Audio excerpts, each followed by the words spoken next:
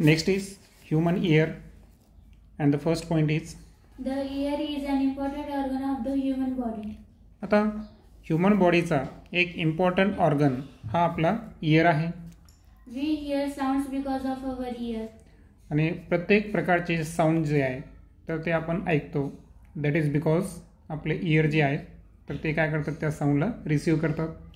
When sound waves fall on the eardrum, it vibrates. आता जेव्हा ही sound waves हे इयरड्रमवर fall होतील, ओके, तर अशा वेळेस त्या साऊंड वेव्हमुळं जो इयरड्रम आहे, पुढं आपण फिगरमध्ये बघणार आहोत की इयरड्रम ॲक्च्युअल मिडल इयरचा एक पार्ट आहे. जसं की फिगरमध्ये तुम्ही पाहू शकता की या पोर्शनमध्ये इयरड्रम आपल्याला शो केलेला आहे. आणि इयरड्रमचं त्या ठिकाणी काय होतं, व्हायब्रेशन होतं जेव्हा ही साऊंड वेव्ह त्याला हिट करतात. These vibrations are converted into electrical signals which travel to the brain through nerves. आता हे जे व्हायब्रेशन्स इयरड्रम पर्यंत पोहोचले, म्हणजे साऊंड वेव्स इयरड्रमपर्यंत फॉल झाले इयरड्रमवर, आणि त्यानंतर त्यांचं काय झालं, व्हायब्रेशन्स, इयरड्रम व्हायब्रेट झाला, हे व्हायब्रेशन कन्वर्ट होतात, बरोबर. म्हणजे साऊंड वेव्ह जे आहेत तर ते कशामध्ये कन्वर्ट झाले, एक प्रकारच्या इलेक्ट्रिक सिग्नलमध्ये कन्वर्ट झाले. आणि हे इलेक्ट्रिक सिग्नल जे आहे हे नर्व्सच्या मदतीनं कुठपर्यंत जातात, आपल्या ब्रेनपर्यंत. आणि ते कोणते नर्व असतात, sensory nerves, okay. The ear can be divided into three parts. First is outer ear, second is middle ear, and third is inner ear. आता इयरचं जे डिव्हिजन आहे ते मुख्यत्वे 3 पार्ट्समध्ये आहे. सर्वात बाहेरचा पोर्शन जो आहे तो आहे आउटर इयर, त्यानंतरचा पोर्शन आहे मिडल इयर, आणि त्यानंतर आहे इनर इयर. असे हे 3 मेजर पार्ट्स आहेत. फर्स्टली आपण आउटर इयर और पिना या संदर्भात डिस्कस करू. The outer ear collects the sound waves and passes them through a tube to a cavity in the middle ear. आता आउटर इयर जे आहे त्याचं काम आहे साऊंड वेव्सला कलेक्ट करायचं, आणि कलेक्ट करून ते कोणाकडं पास करायचं आहे, त्याला मिडल इयरकडे. आता आउटर इयरनं जे कलेक्ट केलेले साऊंड वेव्स आहेत हे मिडल इयरकडे पाठवायला, पण त्यासाठी एक प्रकारची ट्यूब त्या ठिकाणी प्रेझेंट असते. आणि डेफिनेटली ती ट्यूब आणि एक प्रकारची त्या ट्यूबच्या आतमध्ये काय प्रेझेंट असते, कॅव्हिटी. त्या कॅव्हिटीच्या थ्रू साऊंड वेव्स हे कुठपर्यंत पोहोचतील, मिडल इयरपर्यंत पोहोचतील. Its peculiar funnel-like shape helps to collect and pass sounds into the middle ear. आता पिनाचं एक वैशिष्ट्य आहे की पेक्युलियर फिनल लाईक शेप आहे त्याचा. म्हणजे जसं की आपलं एक नरसळ असतं जसं की तुम्हाला माहीत आहे, फिल्ट्रेशनसाठी जर पाहिलं तर समोर त्याचं डायमीटर जास्त असतं, नंतर डायमीटर कमी होत जाऊन त्याचं फिल्ट्रेशन होतं. तर डेफिनेटली त्या पद्धतीचा शेप हा पिनाचा असतो, आणि त्यामुळं वाईड एरियामध्ये साऊंड वेव्ह जे आहेत तर ते कलेक्ट केल्या जातात. आणि त्यानंतर कलेक्ट केलेले साऊंड हे ऑडिटरी कॅनलच्या साहाय्यानं कुठपर्यंत पोहोचतात, मिडल इयरपर्यंत पोहोचतात. त्यानंतर आहे सेकंड पोर्शन मिडल इयर.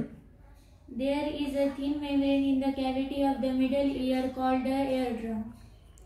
आता मिडल इयरमध्ये एक थिन मेम्ब्रेन आहे कॅव्हिटीच्या आतमध्ये. मिडल इयरची जी कॅव्हिटी आहे त्यांच्या आतमध्ये एक थिन मेम्ब्रेन प्रेझेंट आहे, आणि तो मेम्ब्रेन अर्थातच काय आहे, इयरड्रम.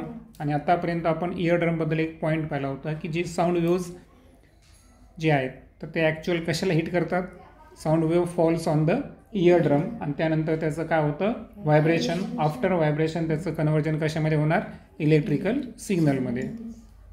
When a compression in a sound wave reaches the eardrum, the pressure outside it increases and it gets pushed inwards. आता साऊंड वेव्हमध्ये आपल्याला 2 पोर्शन माहीत आहे, एक कॉम्प्रेशन आणि एक रेअरफॅक्शन, कारण साऊंड ही लॉन्जिट्युनल वेव्ह आहे. पैकी कॉम्प्रेशन जर पाहिलं आपण तर तिथं आपण पाहिलं होतं की एक डेन्स रिजन असतो, बरोबर आहे का, जे पार्टिकल्स असतात ते एकमेकांच्या अगदी जवळ असतात, तर तो रिजन कॉम्प्रेशन असतो. तर साऊंड वेव्हमधला कॉम्प्रेशन जेव्हा इयरड्रमपर्यंत पोहोचतो तर डेफिनेटली अशा वेळेस इयरड्रमच्या बाहेरचा जो प्रेशर आहे तो प्रेशर काय होतो, इन्क्रीज होतो. आणि इन्क्रीज झाल्यामुळं इट गेट्स पुश इनवर्ड्स आणि तो इयर ड्रम कुठं ढकलला जातो, थोडासा आतल्या दिशेला. कारण बाहेरून काय आलेलं आहे, साऊंड वेव्ज आलेले आहेत. साऊंड वेव्जनं त्याच्यावर काय क्रिएट केलं, प्रेशर इन्क्रीज झाल्यामुळं कॉम्प्रेशन जे आहे साऊंड वेव्हचं त्यानं त्या ठिकाणी प्रेशर क्रिएट केला. त्यामुळे थोडंसं पुढं ते ढकलल्या जातं. The opposite happens when a rarefaction reaches there. आणि जे दुसरा पोर्शन आहे साऊंड वेव्हचा तो असतो रेअर फॅक्शन. आणि रेअर फॅक्शन जेव्हा त्या ठिकाणी पोहोचेल तर डेफिनेटली जो प्रेशर आउटसाईड असेल तो काय होईल, या ठिकाणी डिक्रीज होईल. Okay. The pressure outside decreases and the membrane gets pulled outwards. आणि जसं की सांगितल्याप्रमाणे अपोजिट केस आहे. तर रेअर फ्रॅक्शन जेव्हा होतं ना तेव्हा जे इयर ड्रम आहे तर त्याच्यावरचा जो प्रेशर आहे आउटसाईड बाहेरील बाजूला तो काय व्हायला, डिक्रीज. बरोबर, इन्क्रीजच्या ऐवजी काय झालं इथं, डिक्रीज.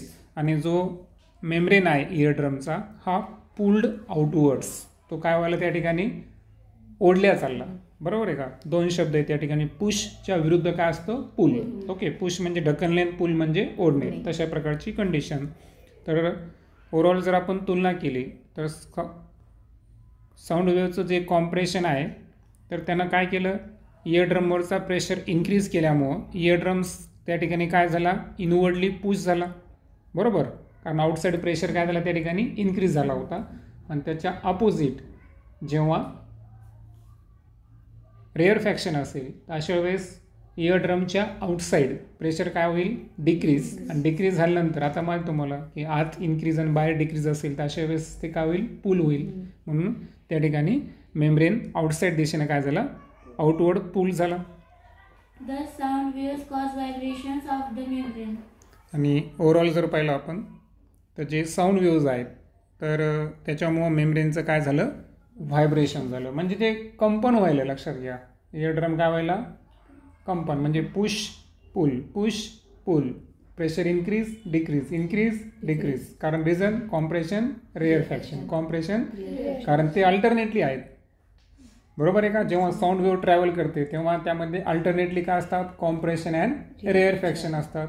आणि म्हणून सायमल्टेनियसली इयर ड्रमचं काय व्हायलं, इन्क्रीज आउटसाईड द प्रेशर, त्यानंतर डिक्रीज आउटसाईड द प्रेशर. त्याच्यामुळे काय व्हायलं, अगोदर तो पुश व्हायला नंतर पुल व्हायला. आणि अशा पद्धतीने त्याचं काय व्हायलं, व्हायब्रेशन व्हायलं. त्या व्हायब्रेशनचे फर्दर काय जनरेट होतात, इलेक्ट्रिकल सिग्नल्स, जे की सेन्सरी नर्व्हच्या साह्यानं कुठपर्यंत जातात, आपल्या ब्रेनपर्यंत. त्यानंतर आहे inner year. The auditory nerve connects the inner ear to the brain. आता जे ऑडिटरी नर्व्स आहेत तर ॲक्च्युअल हे ऑडिटरी नर्व्स इनर इयरला कोणासोबत कनेक्ट करायले, ब्रेनसोबत कनेक्ट करायले. म्हणजे तुम्हाला जर असं विचारलं की जे ऑडिटरी नर्व्स आहेत म्हणजे सेन्सरी नर्व ना, जे आपल्याला ॲक्च्युअल कोणता आवाज ऐकला आपण तर याचं प्रिसिप्टेशन आपल्याला कशाच्या साहाय्यानं होणार आहे, ऑडिटरी नर्वच्या साहाय्यानं. मग हे ऑडिटरी नर्व्स जे आहेत हे कुठून अराईज होतात आणि कुठं पोचतात, तर हे तर माहिती आहे आपल्याला इयरमध्ये होतात. पण इयरचा नेमका कोणता पोर्शन आहे तर डेफिनेटली पुढे आपण डिटेलमध्ये बघणार आहोत. त्या ॲक्च्युअल तिथं हेअर सेल्स प्रेझेंट असतात. पण एवढं काही डीपमध्ये नाही बघायचं. सध्या आपण लक्षात घेऊ की इनर इयर जे आहेत तर तिथून ते अराईज होतात आणि ब्रेनला कनेक्ट करतात. The inner ear has a structure resembling the shell of a snail. It is called a cochlea. Cochlea. आणि इनर इयर जे आहे तर ॲक्च्युअल हा कशाला रिझेंबल करतो, जशी जी गोगलगाय असते तिचं जे आवरण असतं ना, शेल, त्या पद्धतीचं त्याचं काय आहे, स्ट्रक्चर आहे. पुढं आपण बघणार आहोत जेव्हा आपण फिगर डीपमध्ये डिस्कस करू. तर that is non as, that part is non as the cochlea. The cochlea receives the vibrations coming from the membrane and converts them into electrical signals which are sent to the brain through the nerve. आता प्रश्न असा आहे की जे vibrations कुणी निर्माण केले होते, इयर ड्रमनं. इयर ड्रमचं काय झालं होतं, व्हायब्रेशन्स. आता हे जे व्हायब्रेशन्स आहेत हे फर्दर कोण रिसीव्ह करायला, कॉक्लिया. बरोबर आहे का. From the membrane. मेम्ब्रेन म्हणजे कोणता मेम्ब्रेन येतो, इयर ड्रम आहे. बरोबर ना. कारण इयर ड्रमचं व्हायब्रेशन झालं होतं तोच मेम्ब्रेन होता मिडल इयरमध्ये. तर तिथून निघणारे जे व्हायब्रेशन्स आहेत त्याला फर्स्टली अगोदर कोण रिसीव्ह करायला, कॉक्लिया रिसीव्ह करायला. म्हणजे याचा अर्थ मिडल जे इयर आहे याच्यामध्ये इलेक्ट्रिकल सिग्नल जनरेट व्हायले का, नाही, ते फक्त व्हायब्रेशन पास व्हायले. बरोबर आहे. हां, मग ते व्हायब्रेशन रिसीव्ह कोणी केले, कॉक्लियानं. आणि कॉक्लिया हाच पोर्शन आहे इनर इयरचा की ज्यानं ॲक्च्युअल त्याला कशामध्ये कन्वर्ट केलं, इलेक्ट्रिकल सिग्नलमध्ये कन्वर्ट पण केलं आणि ब्रेनकडं नर्वच्या थ्रू पाससुद्धा केलं. बरोबर, म्हणजे आता नर्वचं काम सुरू झालं म्हणजे डेफिनेटली ते कोणते नर्व आहे, ऑडिटरी नर्व्स. मग ऑडिटरी नर्व्स पाठवायचं काम कुणी केलं, cochlea. The brain analysis this signals. आणि ब्रेन जो आहे आपला तर डेफिनेटली आलेला सिग्नल त्या ठिकाणी ॲनालाइज केलं जातो आणि त्याच्यातून आपल्याला कळतं की समोरच्या व्यक्तीनं काय बोललेलं आहे. ओके, त्यानंतर always remember the ear is an important sensory organ. आता इयर जो आहे हा एक इम्पॉर्टंट सेन्सरी ऑर्गन आहे आपल्या बॉडीचा. फर्स्ट इम्पॉर्टंट आपण कशाला देतो, 83% नॉलेज देणारा आपला आईज. बरोबर आहे का, हा आपला फर्स्ट सेन्सरी ऑर्गन आहे. आणि त्यानंतर सेकंड महत्त्वाचं जर आपला सेन्सरी ऑर्गन कोणता असेल तर तो कोणता आहे, इयर आहे. स्टिक्स और other pointed object should never be inserted into the year for cleaning it. आता आपल्याला बऱ्याच वेळेस सवय आहे पहा, आहे की नाही, काही स्टिक्स किंवा पॉइंटेड ऑब्जेक्टनं आपण काय करतो, डॉक्टरचं काम सोपं करतो. परंतु मोस्ट द टाईम डॉक्टरचं काम वाढलेलं असतं त्या ठिकाणी, कारण त्या ठिकाणी इंजुरी, इन्फेक्शन्स हे इझिली होतात माहिती आहे का. म्हणजे आपण फार म्हणजे एक नाजूक इंद्रिय येते, सेन्सरी ऑर्गन आहे. आणि जसं की आपण पाहिलं नुसतं ऐकण्याचं काम करायला लोक आपण नाही, तर बॉडीचं बॅलेन्सिंगसुद्धा त्या ठिकाणी होत आहे. मग इतकं इम्पॉर्टंट जर असेल तर असे स्टिक्स किंवा पॉइंटेड ऑब्जेक्ट आपण इन्सर्ट करायला पाहिजे का, हा प्रश्न आपण आपल्या स्वतःला विचारायचा. Also, one should not hear very loud music using earphones. It may cause grave injury to the eardrum. आणि आजकाल जर पाहिलं आपण तर ब्लूटूथ हेडफोन किंवा नवीन ते इयरबड्स, बरोबर आहे का, असे काही इयरफोनचे टाईप निघलेले आहेत की त्यामध्ये आपल्याला डीजेपेक्षाही जास्त आवाज लावायची सवय पडली आहे की नाही. तर हे जे इयरफोन आहे, म्युझिक ऐकता ऐकता बरंच कामं करू वाटतं आपल्याला, परंतु त्याचा आवाज जो आहे तो फार लाऊड नाही पाहिजे. लक्षात आलं, जितकी आपली ॲव्हरेज रेंज आहे त्याच्याहीपेक्षा थोडं कमी पाहिजे. म्हणजे एक विशिष्ट डेसिबलमध्ये आपण हेडफोन ऐकायला पाहिजे आणि ते पण लिमिटेड टाईमसाठी. जास्त काळ जर मोठ्या आवाजात इयरफोनची सवय असेल तर डेफिनेटली जो इयर ड्रम आहे, अर्थातच मेम्ब्रेन, तर त्याला एक प्रकारची ग्रेव इंजुरी येऊ शकते. आता इयरची पूर्ण स्ट्रक्चर समजून घेण्याच्याऐवजी अगोदर आपण काय करू, एक ॲडिशनल इन्फॉर्मेशन दिलेली आहे सोनार टेक्नॉलॉजी संदर्भात, ती आपण समजून घेऊ. The sonar technology was the first developed during World War I to detect enemy submarines. आता सोनार टेक्नॉलॉजी जी आहे तर ह्याचा विकास जर पहिला आपण केव्हा झालेला आहे तर तो झालेला आहे वर्ल्ड वॉर फर्स्ट, जे की 1914 ते 1918 यांच्या दरम्यान झालेला आहे. This technology can be used in air also. आता सोनार टेक्नॉलॉजी फक्त सबमराईन्स किंवा वॉटर वगैरे या संदर्भातच यूज केले जाते का, नाही, तर ही टेक्नॉलॉजी जी आहे ती एअरमध्ये सुद्धा यूज केली जाते. In fact, bats use this technique to detect obstacles in their path so that they can avoid them and fly freely even in the dark. आणि बॅट्सबद्दल जर पाहिलं आपण तर जे अल्ट्रासोनिक साऊंड वेव्ज आहेत तर त्यांचे जे इयर्स आहेत तर ते अंधारामध्ये काय करतात, त्याला रिसीव्ह करतात, हे की नाही, स्ट्रिक केल्यानंतर. त्याच्यामुळे त्यांना काय होतं की त्यांच्या वाटेमध्ये अंधार जरी असेल तर त्यांच्या पाथमध्ये एखादा अडथळा असेल, ऑब्स्टॅकल असेल तर ते त्याला डिटेक्ट करतात आणि फ्रीली फ्लाय करू शकतात डार्कमध्ये सुद्धा. ओके, ते अल्ट्रासोनिक साऊंड वेव्हचं काही यूज दाखवलेला आहे. इयरचे तुम्हाला फिगरमध्ये 3 मेजर पोर्शन दाखवलेले आहे. त्यामध्ये सर्वात बाहेरचा आहे आउटर इयर, बरोबर. तर हा आउटर इयर पोर्शन जो आहे तर त्याला काय म्हणलेलं आहे, पिना. त्यानंतर सेकंड पोर्शन जर पाहिला तुम्ही तर तो आहे मिडल इयर. ओके, आणि जो फायनल पोर्शन आहे तिसरा पोर्शन तुमच्या इयरचा, it is the inner ear. आता यामध्ये जर पाहिलं आपण तर आउटर इयरला पिना म्हणतात, हे तर आपण ऑलरेडी मेन्शन केलेलं आहे. ओके, त्यानंतर जे कॅनल आहे की ज्या कॅनलमधून ॲक्च्युअल साऊंड वेव्स हे इयर ड्रमपर्यंत पोहोचतील, बरोबर आहे का. त्या कॅनलला नाव दिलेलं आहे ऑडिटरी कॅनल. ॲक्च्युअल हा आउटर इयरमध्ये प्रेझेंट असल्यामुळं त्याला ॲडिशनली एक शब्द वापरू शकतो आपण, तो आहे एक्सटर्नल ऑडिटरी कॅनल, किंवा याला दुसरं नाव आहे external auditory meatus. Okay, meatus म्हणा किंवा कॅनल म्हणा. तर या कॅनलमधून काय होणार आहे की जे साऊंड वेव्ज आहेत, जे कोणी काय बोललं असेल तर ते साऊंड वेव्ज त्या ठिकाणी ट्रॅव्हल होतील. बरोबर. आता हे जात असताना जर पाहिलं आपण तर एक्सटर्नल ऑडिटरी कॅनलमध्ये त्या ठिकाणी काही हेअर्स आहे, वॅक्ससारखा सबस्टन्स पण त्या ठिकाणी प्रेझेंट असतो. देन आफ्टर जेव्हा आपण मिडल इयर पोर्शनमध्ये येतो तर त्यामध्ये जसं की आपण सांगितल्याप्रमाणे त्या ठिकाणी कोण प्रेझेंट आहे, इयर ड्रम प्रेझेंट आहे. ओके. आता हा जो इयर ड्रम या ठिकाणी प्रेझेंट आहे, तर म्हटल्यास आपण त्याचं कलर चेंज करू. तर सर्वांचा चेंज झाला, ठीक आहे. तर या पोर्शनमध्ये इयर ड्रम अवेलेबल आहे. आता इयर ड्रम एक प्रकारचा मेम्ब्रेन आहे, आता आपण डिस्कस केलेलं आहे. बरोबर. आता इयर ड्रमचं काम काय आहे की साऊंड वेव्ह जी आहेत त्यामध्ये आपण दोन टाईपचे वेव्ज पाहिले. कोणते कोणते?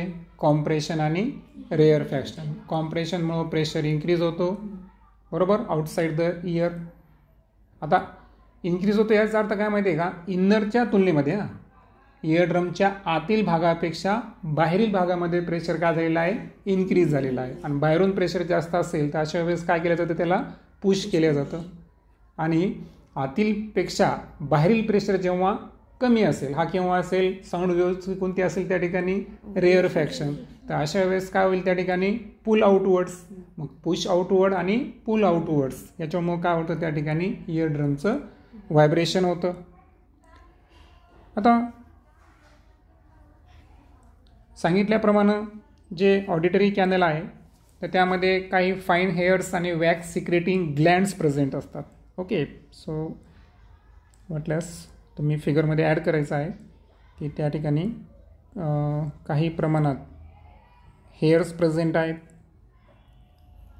त्यानंतर काही विशिष्ट प्रकारच्या ग्लँड्स असतात आणि त्या ग्लँड्स कशाचं सिक्रेशन करतात, वॅक्सचं सिक्रेशन करतात आणि यावरून त्यांना नाव आहे वॅक्स सिक्रेटिंग ग्लँड्स. त्यानंतर फिगरमध्ये जर पाहिलं आपण तुम्हाला तर चेन ऑफ 3 बोन्स दाखवलेलं आहे. बरोबर आहे का. परंतु काय झालेलं आहे की स्टेट बोर्डची जी फिगर आहे या 3 बोनपैकी तुम्हाला फक्त एकाच बोनचं नाव दाखवलेलं आहे, तो आहे स्टेपस किंवा स्टेप्स म्हणू आपण त्याला, तो 3 क्रमांकाचा. आता याच्यामध्ये 2 बोन जे आहेत तर ते शो केलेले नाही. त्यामध्ये पहिला जो बोन आहे तो आहे मॅलस. ओके. सो मॅलियस हा पहिला बोन आहे. सेकंड बोन जो आहे तो आहे इंकस आणि थर्डवाला आहे स्टेप्स. आणि सांगितल्याप्रमाणे आपण यामध्ये डिस्कस केली की आपल्या शरीरातलं जे सर्वात लहान हाड आहे ना, सर्वात स्मॉल बोन, तर ते असतं स्टेप्स, कडी त्याला आपण म्हणू एक प्रकारची. त्यानंतर राईट साईडला जर गेले तुम्ही तर त्या ठिकाणी इस्टेचियन ट्यूब आहे पहा. आता ही इस्टेचियन ट्यूब्स कशाला मदत करते, तर आपण आता पाहिलेलं आहे की जे व्हायब्रेशन्स आहेत तर तो रिसीव्ह कोण करतो, कॉक्लिया, आणि त्याचं रूपांतर कशामध्ये करतो, इलेक्ट्रिकल सिग्नलमध्ये करतो. तर याच्यामध्ये इस्टेचियन ट्यूबचं काम काय आहे की जो ड्रम आहे इयर ड्रमच्या दोन्ही बाजूला, इयर ड्रमच्या आतील आणि बाहेरील आयदर साईड म्हणजे दोन्ही बाजूला जो आहे तर प्रेशर कमी जास्त व्हायला ना, कॉम्प्रेशन अँड रेअर फॅक्शनमुळं, तर हा प्रेशर इक्विलाइज करण्याचं काम कोण करायला, इस्टेचियन ट्यूब. म्हणजे इस्टेचियन ट्यूबचं फंक्शन जर आपल्याला जाणून घ्यायचं असेल तर आपण म्हणू शकतो की त्या ठिकाणी तो काय करायला, इक्विलाइजिंग प्रेशर, म्हणजे प्रेशर त्या ठिकाणी काय केलं जाईल, इक्विलाइज केलं जाईल. Okay. On either side of year drum, either म्हणजे दोन्ही साईडला. Okay. Side of year drum. आता मग आता ज्याला आपण एक प्रकारचं काय म्हणलो, मेम्ब्रेन म्हणलो, कशाला, इयर ड्रमला, तर त्याच्या दोन्ही बाजूला प्रेशर इक्विलाइज करण्याचं काम कोणी केलं, इस्टेचियन ट्यूबनं केलं. मग प्रश्न असा आहे की स्टॅच्यून ट्यूबचं अनदर फंक्शन आहे का काही अजून, तर अजून एक फंक्शन आहे. तर आपला जो मिडल इयर आहे, तर या मिडल इयरचं कनेक्शन आपल्या फॅरिंगसोबत करण्याचं काम. Okay, so pharynx. तर फॅरिंग्स आणि मिडल इयर या दोघांना लक्षात आलं, मिडल इयर कॅव्हिटी आणि फॅरिंग्स या दोघांना जोडणारी सुद्धा कोणती ट्यूब असते, इस्टेचियन ट्यूब असते. त्यानंतर जेव्हा आपण इनर इयरमध्ये येऊ, ओके, इनर इयर आहे ना, त्याला दुसरं एक नाव आहे, ते आहे लॅम्ब्रिंथ.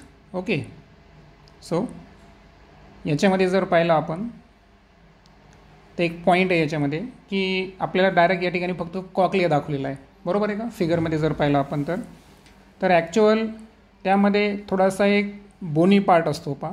ओके, तर त्या बोनी पार्टला आपण म्हणायचं बोनी लॅम्ब्रिंथ. आणि त्यानंतर त्यामध्ये जो मेम्ब्रेन आवरणासारखा भाग असतो, तर त्या आवरणासारख्या भागांना आपण काय म्हणायचं, मेम्ब्रेनियस लॅम्ब्रिंथ. ओके, म्हणजे एक मेम्ब्रेनसारखा भाग असल्यामुळे त्याला मेम्ब्रेनियस लॅम्ब्रिंथ म्हणायचं.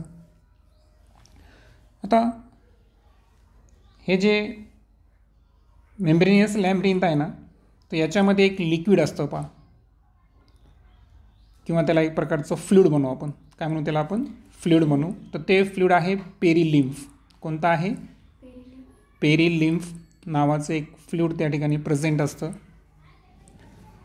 आणि हे जे सेमी सर्क्युलर आहे ना, तुम्हाला आपण कशा शेपचं पाहिलं, त्याला कशा शेप म्हणलं पाहिजे, त्याला स्नेलचं जे शेल असतं त्या कवरिंगचं जर पाहिलं आपण तर एक पोर्शन आहे, त्याला म्हणलेलं आहे कॉक्लिया. कॉक्लियाचं फंक्शन आपण आत्ता डिस्कस केलेलं आहे की जो कॉक्लिया आहे तर हा ॲक्च्युअल तो व्हायब्रेशन्स जे मेम्ब्रेननं अर्थातच इयर ड्रमनं ट्रान्सफर केले त्याला रिसीव्ह करण्याचं आणि त्याला इलेक्ट्रिकल सिग्नलमध्ये कन्वर्ट करण्याचं काम कोण करायला या ठिकाणी, कॉक्लिया करतो, बरोबर.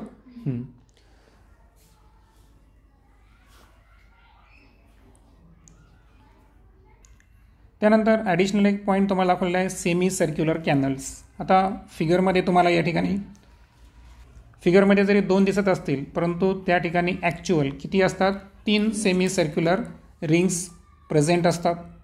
ओके, हे तर लक्षात ठेवायचं. आणि ॲक्च्युअल त्या 3 सेमी सर्क्युलर रिंग्स ज्या आहेत, ज्याला तुम्हाला सेमी सर्क्युलर कॅनल दाखवलेला आहे, तर त्यांनी ॲक्च्युअल ज्या स्ट्रक्चरचं फॉर्मेशन करतात त्याला म्हणायचं vestibular apparatus. Okay, so vestibular ॲपरेटसचं फॉर्मेशन कुणी केलं, 3 प्रकारच्या ज्या सेमी सर्कल रिंग्स आहेत तर त्यांनी फॉर्मेशन केलेलं आहे. आता या ज्या सर्क्युलर रिंग्स आहेत ना, तर त्यांच्या बॉटमला जर पाहिलं आपण तर त्या ठिकाणी प्रेझेंट असतो पा ॲम्पुला. ओके, काय प्रेझेंट असतो त्या ठिकाणी, ॲम्पुला प्रेझेंट असतो. आणि ॲम्पुलाच्याही त्या ठिकाणी जर पाहिलं आपण तर आणखीन एक पोर्शन आहे क्रिस्टा ॲम्प्युलेरिसिस. त्याचे जे रिजेस असतात, त्याचे काय असतात, रिजेस असतात, त्यांना म्हणायचं क्रिस्टा ॲम्प्युलेरिसिस. आणि आणखीन असतं एक दुसरा पोर्शन जो की त्याचं नाव आहे मॅक्युला. काय नाव आहे, मॅक्युला. तर ॲम्पुलाचा जो पोर्शन सांगितलं मी तुम्हाला क्रिस्टा ॲम्प्युलेरिसिस आणि अनदर एक पोर्शन सांगितला मॅक्युला. तर हे दोन्ही ॲक्च्युअल काय करतात, आपल्या बॉडीला बॅलेन्सिंग करण्याचं काम करत असतात. अशा पद्धतीचं हे ह्युमन इयरचं डिटेल स्ट्रक्चर आहे.